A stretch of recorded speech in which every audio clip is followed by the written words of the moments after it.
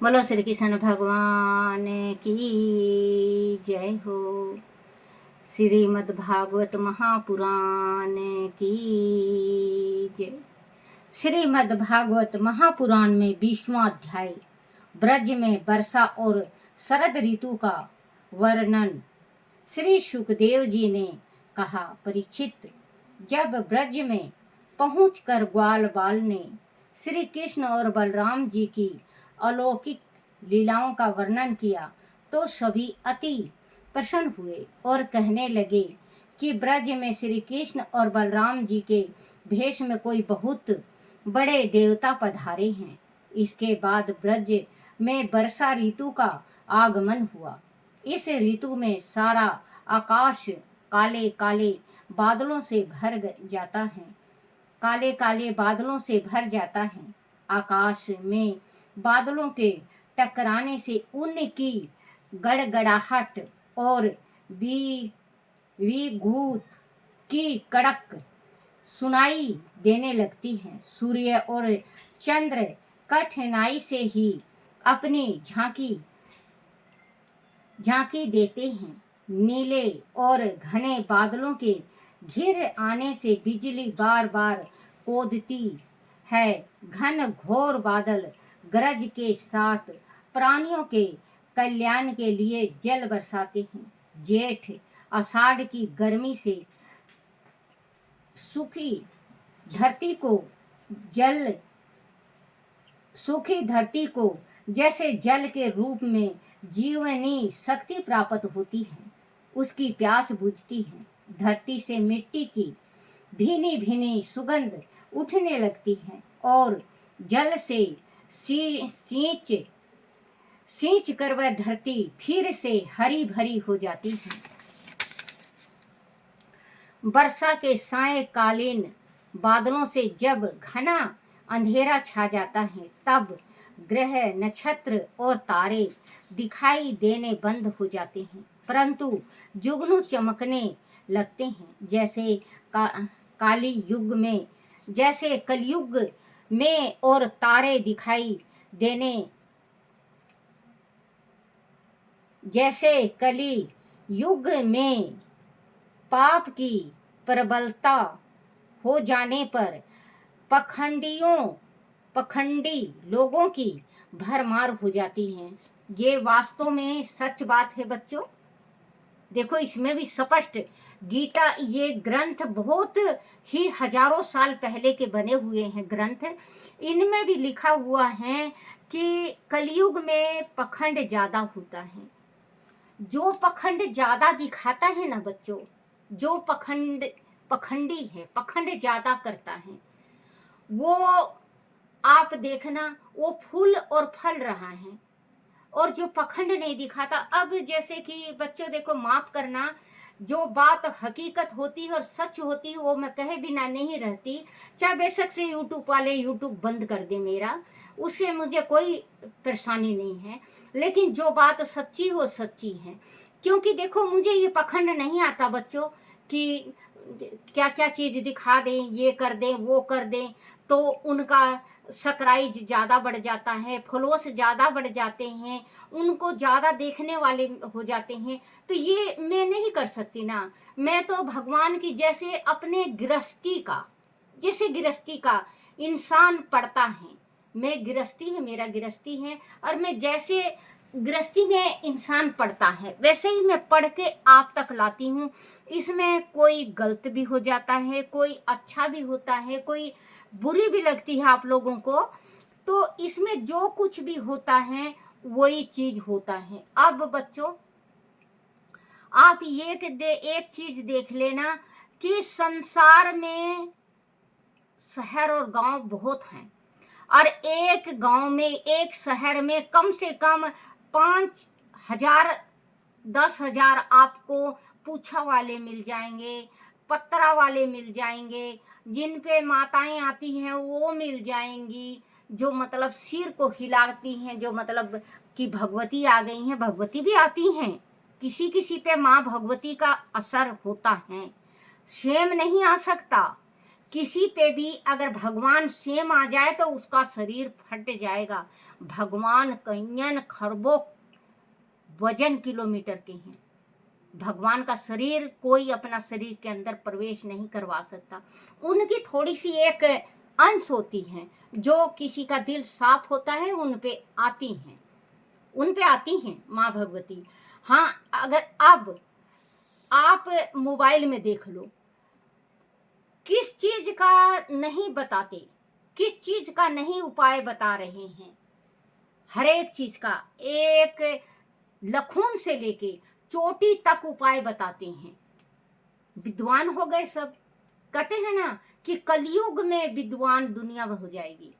ब्राह्मण को छोड़ देंगे, ब्राह्मण को भूल जाएंगे और अपना विद्या चालू करेंगे। कमाई का साधन, जिसको कहते हैं कमाई का साधन, ऊपर से राम राम नीचे कसाई काम, वो कलयुग में होगा और हो रहा है और आगे भी होता रहेगा।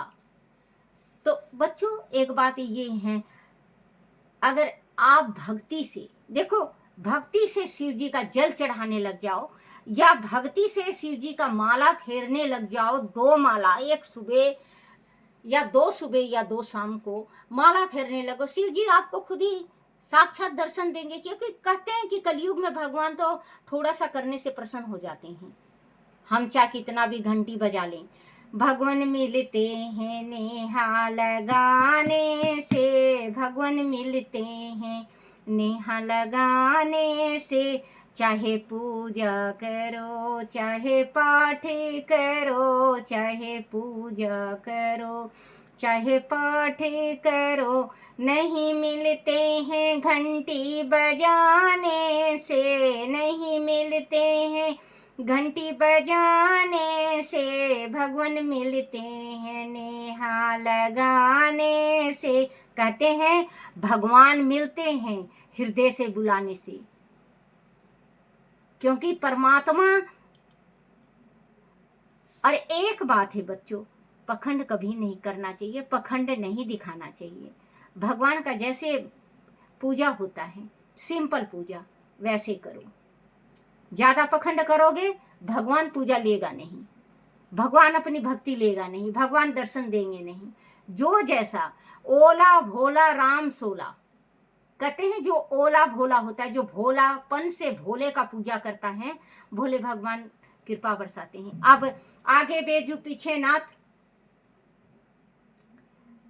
है ना बेटे, मध्य प्रदेश में आगे बेजू पीछे नाथ सीधा था, डंडा मारा करता भगवान शिव जी को, पूजा नहीं किया करता, डंडा मारा करता। लेकिन भगवान उसी से प्रसन्न हो गए, कहने लगे मांग वरदान। बोले क्या मांगू, मुझे किसी चीज की इच्छा नहीं है, मुझे तो बस एक चीज की इच्छा है प्रभु, अगर आप देना चाहते तो आप दो, मांगो मांगो।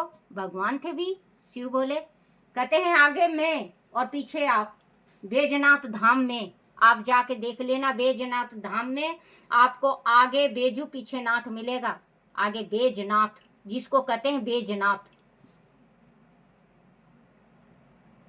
तो भगवान भाव के भूखे होते हैं। वो डंडा मारा करता, वो भोग नहीं लगाया करता, लेकिन भगवान उसी से कृपा बरसा गए। पार्वती ने कहा शिव जी आप रोज डंडा खा रहे हो और आप कृपा बरसाने की बात कर रहे हो।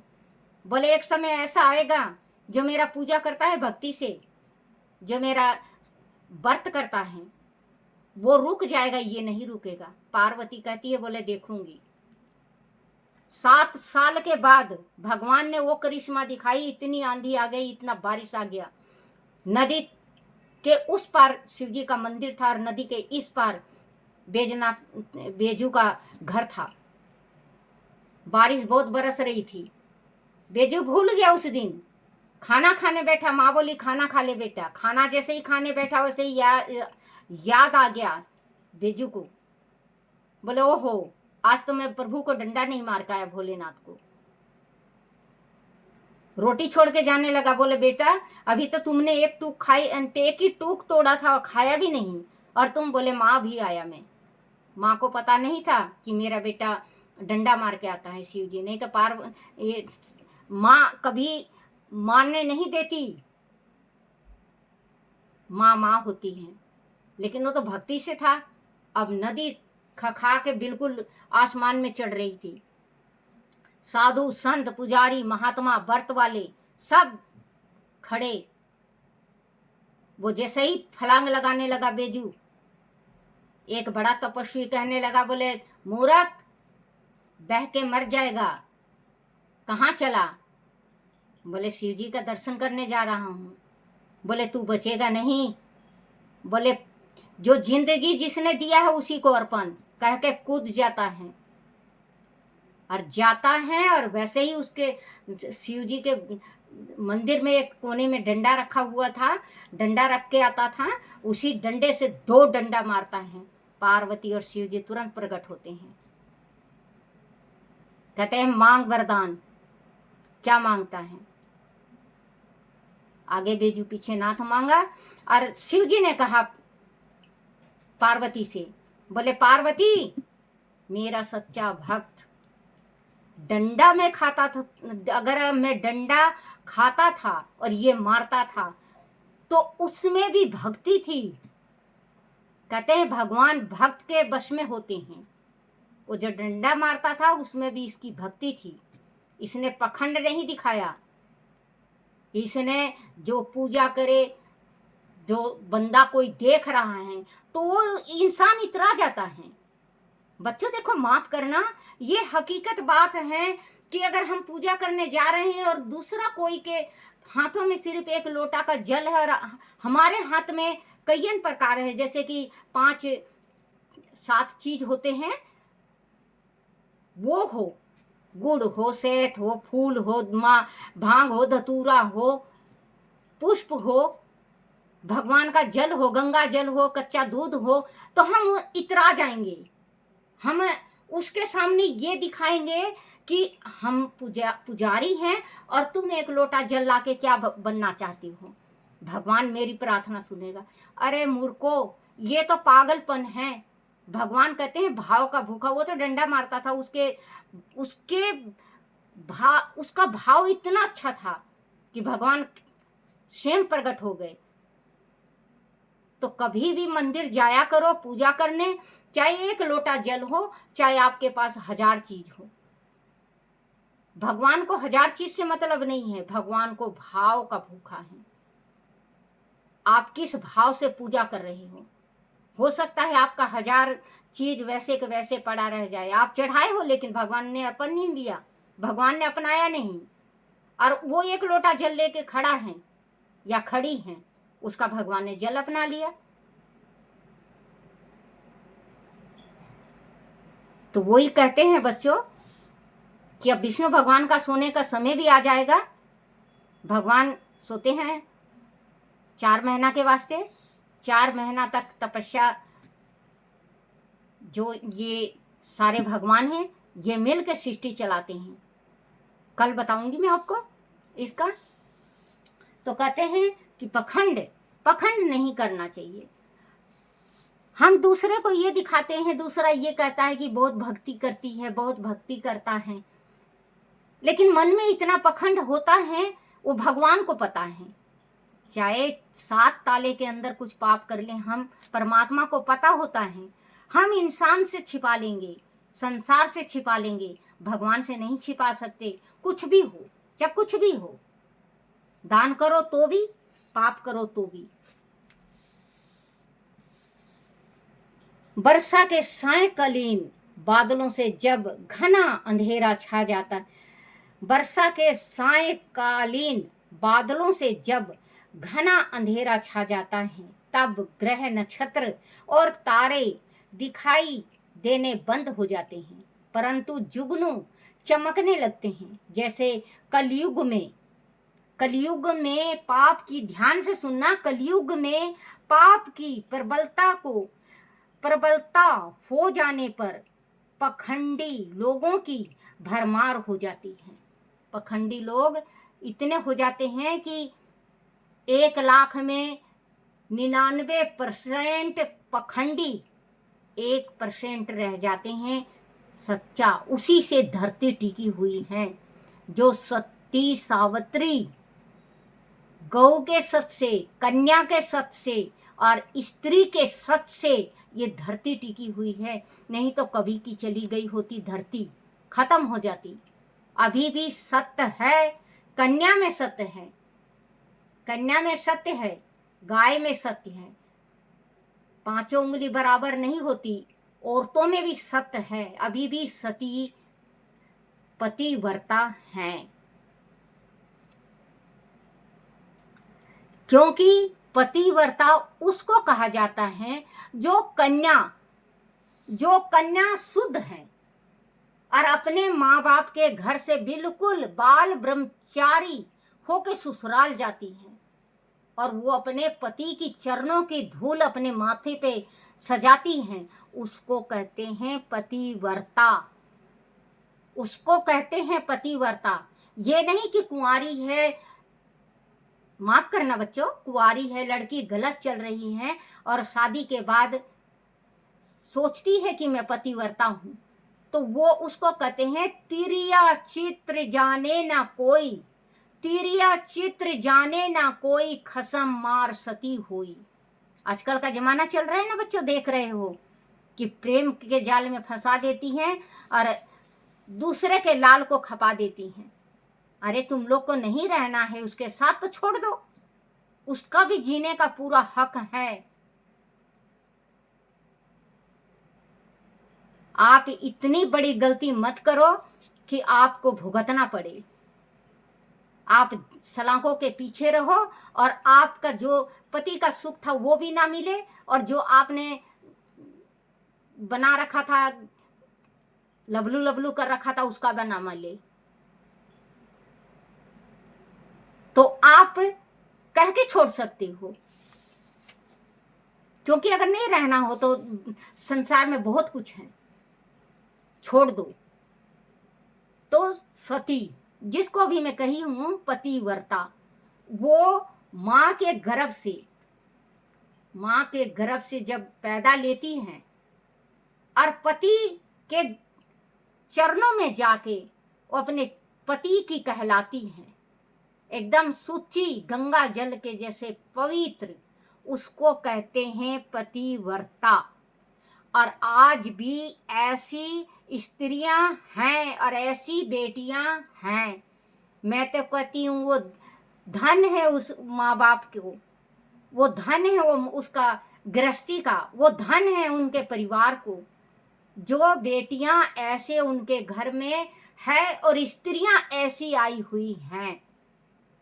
और अगर मेरे मुख से कुछ गलत निकल जाए तो माफ कर देना। पखंडी लोगों की भरमार हो जाती है और वैदिक सदाचार, सुनना ध्यान से, वैदिक सदाचार से युक्त लोगों का हर्ष होने मतलब हरण होने लगता है। धरती में छिपे मेंढकों की टर टर सर्वत्र सुनाई देने लगती है। भीगी भीगी भीगी फूलहारों से मन चंचल हो जाता है। छोटी छोटी नदियां उमड़ उमड़ कर तेजी से बहने लगती हैं, जैसे कोई विलासी पुरुष अपनी धन संपत्ति को खुले हाथों बहाने लगता है। शीतल हवाएं शरीर में झुरी उत्पन्न करने लगती हैं। तरह तरह के जीव धरती पर रेंगते दिखाई देने लगते हैं। कहीं कछुए तो कहीं लाल रंग की वीर बहुटियां, कहीं सफेद कुकुर मुत्तों के छत्ते, तो कहीं हरी हरी कोमल घास, वृक्षों पर झूमती हुई हरे हरे पत्ते और उनके तनों से बहती पानी की धाराएं तथा टप टप करती बूंदे। ये साड़ का है बेटे, जो साड़ जेठ साड़ का ये बता रहे हैं श्री कृष्ण भगवान के गांव का। सारे खेतों में लहलहाते अन्न के पौधे और प्रसन्न होते किसान दिखाई देने लगते हैं। नम बरसाती जल से सभी जल चर और थल चर प्राणियों का सुदृढ़ धुला धुला सा और ताजा अनुभव होने लगता है। वर्षा ऋतु में हवा के झोंकों से नदियां और सागर की लहरें चंचल हो उठती हैं। बोलो श्री कृष्ण भगवान की जय हो। इसका अध्याय रह गया है 1.5 पन्ना, वो कल पढ़ूंगी। बोलो श्री कृष्ण भगवान की जय हो। श्री कृष्ण गोविंद हरे मुरारी, हे नाथ नारायण वासुदेवाय, हे नाथ नारायण वासुदेवाय, हे नाथ नारायण वासुदेवाय। श्री कृष्ण गोविंद हरे मुरारी, हे नाथ नारायण वासुदेवाय। बोलो श्री कृष्ण भगवान की जय हो। आरती श्री भागवत भगवान की है आरती, पापियों के पाप को है तारती। आरती श्री भागवत भगवान की है आरती, पापियों के पाप को है तारती। बोलो श्री कृष्ण भगवान की जय हो। अपने अपने माता पिता की जय हो। अपने अपने गुरुदेव महाराज की जय हो। श्रीमद् भागवत महापुराण की जय हो। हे मेरे कान्हा, हे मेरे बंसी वाले, हे मेरे गिरधारी, कोई टूटी हो जाए, कोई भूल हो जाए, मुझे क्षमा करना, क्षमा करना, क्षमा करना। हे मेरे भगवान, क्षमा करना। अगर मेरे से कुछ भूल से निकल गई हो, गलत बोल गई हूँ, तो क्षमा करना, क्षमा करना, क्षमा करना।